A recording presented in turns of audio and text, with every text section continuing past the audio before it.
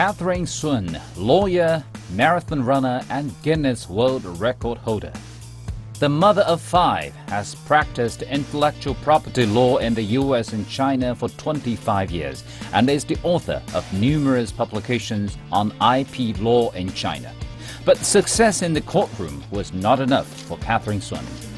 In the summer of 2012, Sun became a runner and in 2013 ran her first marathon in Nagano, Japan. Since then, she has participated in marathons all over the world. From the scorching temperatures in the Sahara Desert to the freezing cold and icy terrain of Antarctica, no challenge is too intimidating for Catherine Sun. In 2017, Sun and her husband Eric Sheen ran the World Marathon Challenge, also known as the 777, a competition of 7 marathons across 7 continents in 7 days. After completing the competition in 6 days, 9 hours and 27 minutes, Catherine Sun and Eric Sheen set the Guinness World Record for fastest couple to complete a marathon on each continent. We caught up with Sun in our studios in Beijing to talk about her life and her adventures. Welcome to Icon. Good to see you, Xiaojin. I'm just happy that I have this opportunity sitting in front of a Guinness World Record holder. My pleasure. Now, tell us first, what is the record about? It was a couple record. Yeah. My husband and I, we ran 7 marathons in 7 days across 7 continents. It took us 6 days, 9 hours, 27 minutes, breaking the existing past record, which was 12 days, 3 hours, something held by an American couple. Yeah, cut it nearly by half. Yes, right, 777. Right. Crazy, huh? Yeah, it was a little bit crazy. That's the that medal was the right medal. behind you. Yeah, that was the medal. So talking about this 777, when did it happen? This year, actually. This year? Yeah, January 23rd to 29th. This year? Yeah, this year. And you only started running as a runner 5 years ago? Yeah, July, August 2012. And your first marathon was? April 2013. You remembered all the dates? Yeah, Nagano Marathon. It's around April 23rd. Also was celebrating my birthday. So after only 4 or 5 years of running and 4 years of running marathon, and you were thinking about doing this 777? It's a natural way, because most people, you run road races, city marathons, and then you run trails, and then you run like around the world, and then just. And then what's next? It was next. Yeah, you keep thinking, okay, what. So when did you first have that thought of running this, say, 777? One day, my husband and I, we went to Iran. There was a city called Esfahan. Esfahan was in the middle of Iran. It was an oasis, and the name Esfahan means half of the world. So they had a river, the river called the Living. So we were running 10K along that river. You know, in Iran, women have to be veiled. So I was covering myself running, and people were friendly. They were saying ni hao, hello, good morning to me, because none of the local women was running. So I was the only woman running there. So I was thinking, okay, maybe I could run 7 marathons in 7 continents. You heard about that? No. That's different from 777. Okay. Not within 7 days. Right. So with unlimited time, you run 7 marathons in 7 continents. So I had that thought, and then I started doing it. I chose the most historical, interesting, difficult marathons in each continent. Yeah, so I spent almost 3 years to finish 7 continents. So you did the 7 continents before you do 777. 777. That was different, right? That was different. So also did Antarctica before that 777. Yeah, because in order to do 7 continents, you had to finish Antarctica. So 2015, I ran Antarctica. The race director of Antarctica race was also organizing 777. At the time, I thought that was crazy, because you spend so much money, 7 days, and then sleeping on the airplane and running after you coming down to the airplane. Didn't see anything. So what's the point? The point, right? So I had a reservation completely. I wouldn't do that. Until last year, we were around May time. We were running Mount Everest, and we met a 7-7 runner. He did Antarctica alone a year before me, separate Antarctica race in 2014, and then 777 in 2016. So along the trip, he kept telling us that was life-changing experience, enlightening experience, was really, really nice. I was thinking, okay, if he could revisit Antarctica and start doing 777 and give it such a high mark, there must be something that he knew I don't know. So I should try it. So at the base camp of Mount Everest, 4 of us, we decided, okay, we will from one pole to another. Yeah, from this to do that one. So we signed up.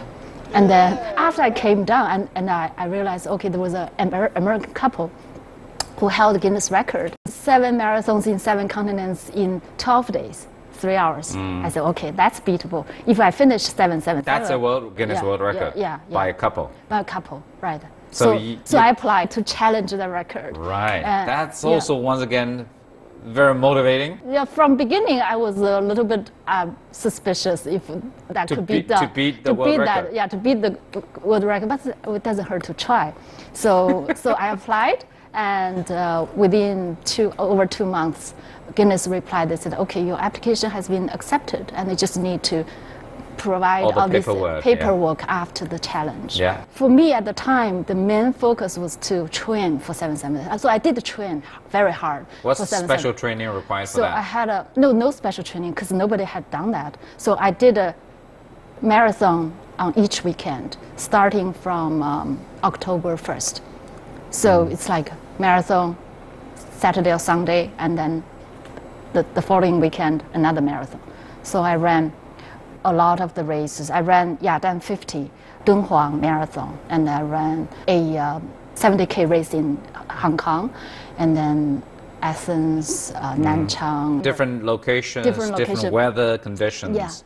All preparing for the 777. Yeah. And then on the New Year's Eve, December 31st, I did a 115K trail race in Hong Kong to prepare the long run. 115? Yeah. So I started from 4 p.m.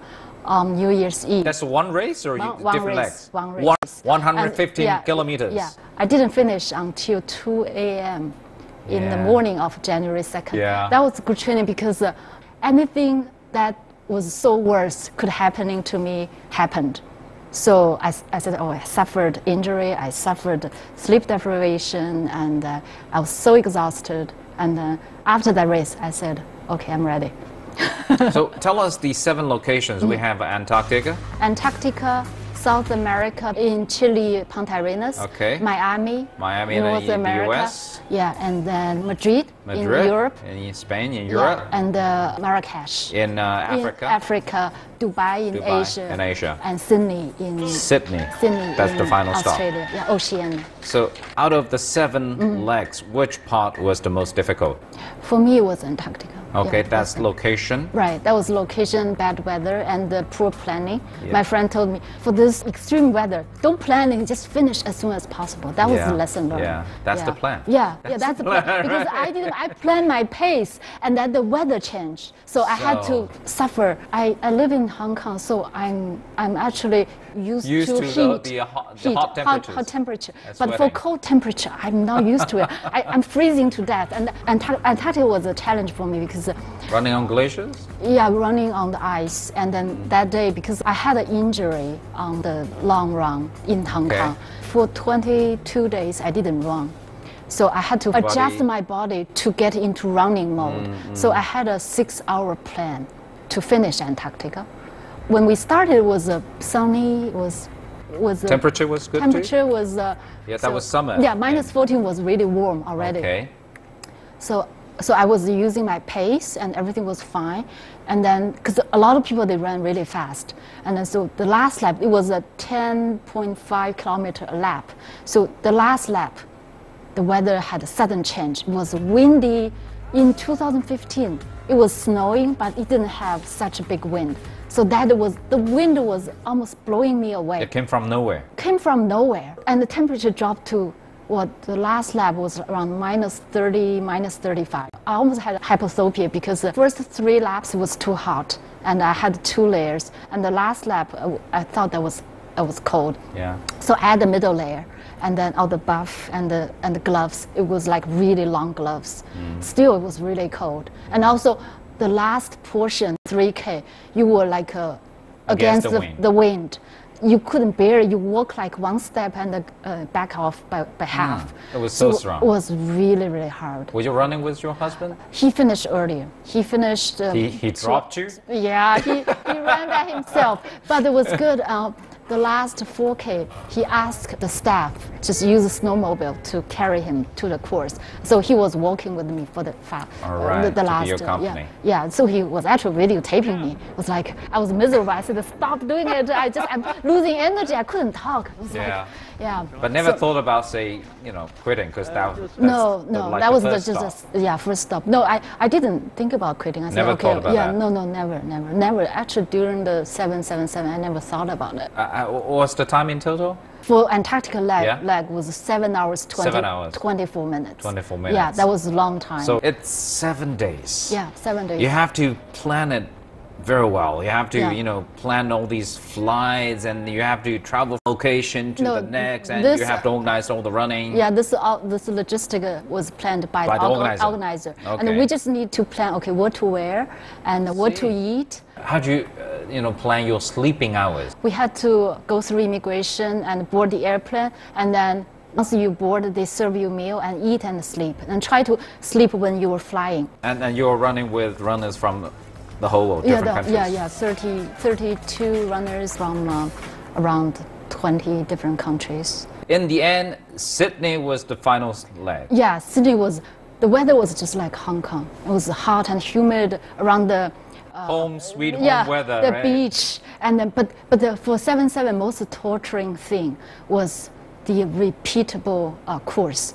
Go back and forth, go back and forth, and how many laps. So that's something. For the first 3 circles, 3 back and forth, I was like, that's why boring. I'm doing this? Boring.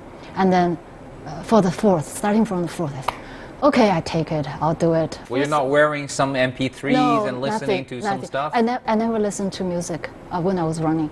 So I wanted to focus, and because running for me was like a purifying experience. All and right. try to clean up, detox. Empty your mind. Yeah, empty my mind. But still, for this, like the first couple laps, I was okay. That was boring. That was boring. And I tried to find things to distract me, and then make me feel like not so bored. How did it feel when you crossed the finish line in Sydney? It was so hard, and then we hugged each other, and I said, okay, no more marathon tomorrow. Yeah, because your brain is like, but still the second day when I woke up, I said, honey, let's get ready, another race. No more race today.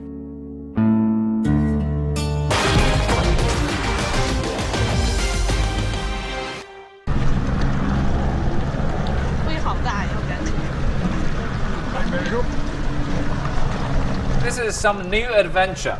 Right. Tell us what this is about. Oh, this is called MDS, Marathon des Sables. It's a 7-day adventure in Sahara Desert.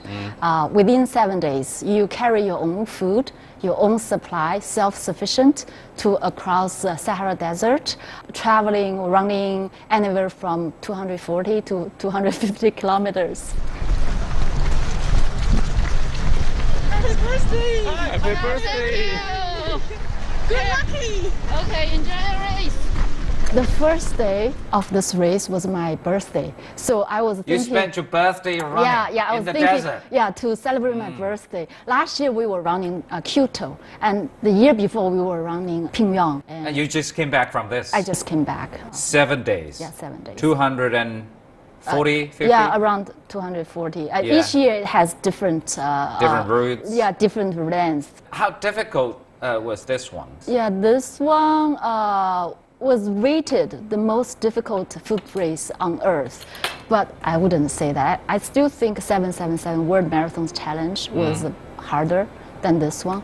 But this one, you carry your own supply. So, okay, what did you carry? Food or? Food for 7 days. And food for 7 days? For 7 days. And you have to have 2,000 calories each day. That's the minimum mandatory. So I So got you divided into your food seven in bags. seven bags. different portions? Yeah, each portion included breakfast and dinner. You skip lunch. So because during skip lunch. You had only two two meals a day, and during the day you're running, so you snack. You Was have it like enough bars. to support you for Oh a yeah, day's yeah. running? We actually ended up throwing away a lot of food because it was too heavy. Because the first day I had a 10 kilo, including water. They give you water, you have to carry water, and if you don't have water, you're dying. So the first day I was just so hard. It was so heavy. Actually, I ended up my shoulder was in pain. Your shoulders? My shoulders. Because the scratching from the the scratching, back belt. sweating, and also the weight. And with the weight on your back, it's hard to run. So after the first day, we decided, okay, dinner, we're going to eat the heaviest food. So we bought different kinds. One was from our military supply, the PLA the supply. condensed food. The condensed, not dry food, the condensed rice with whatever, and also with this powder, you could heat the food. So you add some water, and the food will be heated up. So you don't have to have hot water. Yeah, because we also bring stove and fuel, and to make hot water. So you still had time to stop and cook? No, dinner refresh. time after you finish. Each day after you finish, you cook your dinner. So after the first day, it was just the first day was only 30K, but I walked most of the time because my shoulder was in pain. So I had to carry like this, and I had a front bag and also backpack, my sleeping bag and everything. So the first day we decided to throw away a lot of the food. The second day, I cut the weight by probably 2 or 3 kilos. But the thing is, if you throw them away and then in the end you found actually it's not enough to support you. That was true. The sixth day and the marathon day, actually the fifth day, I had only 1 bar, energy bar. So I survived. No food, because we ran out of the food. For the final 2 days? The last day, we didn't eat much because after we finished the last charity stage, and we were shipped by bus to the desert back to Ouarzazate. That was the city in Morocco, and around 1 o'clock they provided us a lunchbox. So that was the food. Treat, right? Yeah, there was in the desert a lunchbox with all sorts of condiments and stuff, and it was nothing fancy. I was so hungry. Actually, everybody was hungry. I ate everything, including all the sauces. I was so hungry because we didn't eat for 2 days. We had this suburban tent. It was only roof and a mat on the bottom, nothing. So it was really airy. You saw stars, you saw the moon, and it was windy at night. One night my eye mask was blown away. It was so windy. Windy? Yeah, because the temperature difference was very big. How cold was it? The first night when we were on the tent, I had my down jacket and also my sleeping bag. I felt so cold. It was really cold, probably below 0. Below 0? Right. And then the daytime, how hot Daytime could be 50 degrees. 50 degrees? Yeah, 50 degrees. So we're talking about a temperature difference of at least 50 degrees? Yes. Yeah, you were like baking. But were you also carrying some extra clothes? I had to carry the down jacket with me for nighttime, and also the shorts for daytime running. Because daytime you cannot wear a lot because it's so hot. So how did you feel when you finally finished the race? It was actually, I was quite calm. I was cool. Yeah, I was. I mean, this is in the desert, Sahara. Yeah, it was 7 days. It was okay. I actually enjoyed. Was okay? Yeah, I was actually enjoyed it because for this race, if you look at my shoes, I ran 59 kilometers with sandals, because most people for this race, people had to deal with blisters, shoulder pain, and heat. But the most difficult part for most people was blisters, because most people having normal shoes with a gaiter. Gaiter is a shoe prevent sand from getting into it, but actually you cannot prevent sand from getting in it because it's a Sahara desert. Sands are everywhere. So the first day I was running with 5 fingers, I got some sand in it, and then I had a little pain on my heel. I said, okay, second day I'm going to run with sandals. So no gaiter, nothing, just my socks, and I got sand everywhere. And after that, I accepted the fact that sands were just part of Sahara Desert. And I accepted, I lived with them. And so the next day I ran with 5 fingers. It was okay. I didn't have to empty my shoes because it was okay. For the whole 7 days, I only had 7 blisters. Some of the friends, they got 5 blisters a day. You accepted the fact that the sand is just a part of the race in the Sahara. Yeah. Is this part of your life philosophy too? So whatever life gives you, you take it. Oh yeah, so that's what running has taught me to accept whatever you have and not whatever you're missing. It's just like, okay, I have sands here, I deal with it, it's beautiful. I've also read a story about you running the Melbourne Marathon. Yeah, right, right. Right in the middle, it was so difficult, you almost wanted to quit. Yeah, yeah. That was my second marathon, it was October 2013. It was springtime in Melbourne, and I brought all my boys there. My daughter was not there. So I stationed them at 41K and the finish line to cheer for me. But I went to bathroom and started late. So they sent me to the front line with elite runners. So when you run with the elite runners, you run faster. So I just didn't follow my pace. I ran the first half within 2 hours. So that was pretty fast for my speed. And then the second half, I was completely just collapsed. I ran so slow, and so last 10K was running. What do you mean by hit the wall? Hit the wall means when you're running, you were running out of sugar, and you don't have energy, and you tend to stop. The moment when you were struggling with yourself. Yeah, it's like there's a wall preventing you from going forward, and you feel exhausted. You have a million reasons to stop. Yeah, you have a million reasons. So your brain tells you, no, you have to stop. And then for some runners, they want to cross the wall. They want to go through the wall, and then they just need to work with their mind and trying to find new reasons, find new inspiration. resource, new inspiration, new energy. So the last 10K, I hit the wall, and it was raining so hard. It was cold. It was cold, and I was crying, and the bystanders were asking me, "Are you okay?" I said, "Oh, okay, I'm okay, I'm okay." You were crying, and people were checking out. Yeah, and I was still running until I saw my kids, and so they stayed in front of a hotel. It was, they were actually cheering with another group of cheerleaders, and they were cheering for their team. And then they saw me. They said, "Oh, that's my mom," and I high-fived with them. 3 of them were there, and I just got so happy. All suddenly, this new energy found. Yeah, so suddenly I got my energy back, and I just dashed to the finish line. Yeah, somehow I found a new energy from my children, and then they found inspiration from me. So after that race, all my boys, they started running. Because they saw me, I was miserable, I was like so tired, and then suddenly I was becoming a new person, and I got my new energy back. I mean, I could almost relate what you said just now. Everyone would have moments like that. Oh yeah, in your life, work, family life, once you go through that wall, you grow. You grow into a new person. But it's always easier said than done. Oh yeah, of course. But running gives you really fresh and also a vivid experience of hitting the wall, going through the wall. Because for your progress at work, career, you may not realize because it takes years to achieve, right? But for running, maybe one marathon, it will relay you to your life. So that's something I learned from running.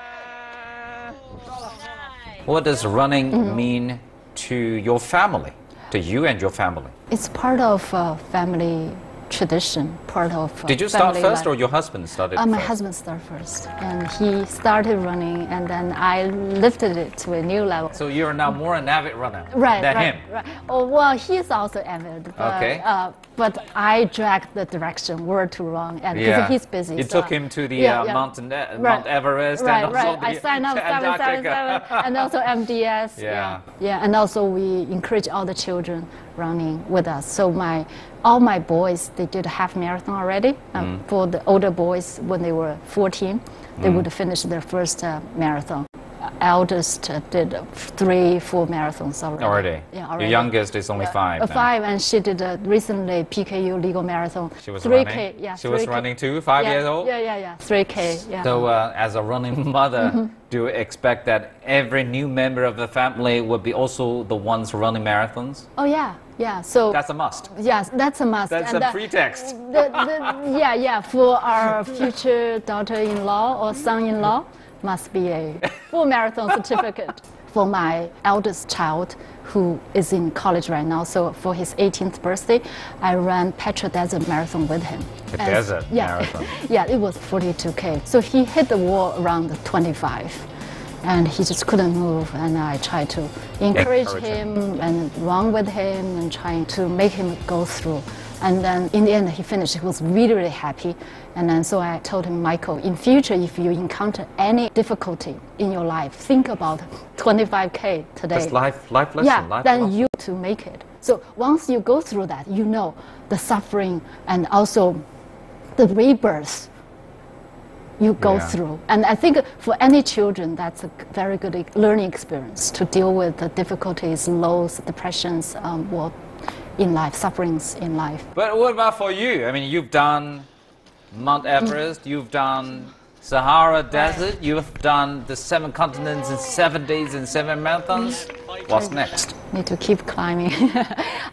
So I signed up for North Pole next year, so I'm going to run on the water. How do you run on North Pole? When it's freezing, so you run. So run on the ice? Yeah, run on the ice, my next birthday. Wow. And I was thinking about Ultra Trail World Tour, so that was a trail race, and there are a lot, 20 some of those, and I can work on. And also I was thinking to run 100 countries that I've never been to.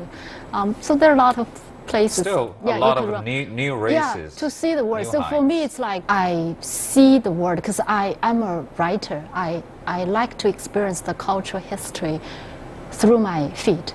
And once I had a connection with that piece of land, and I had inspiration, I could write a lot better than you just read the documentation.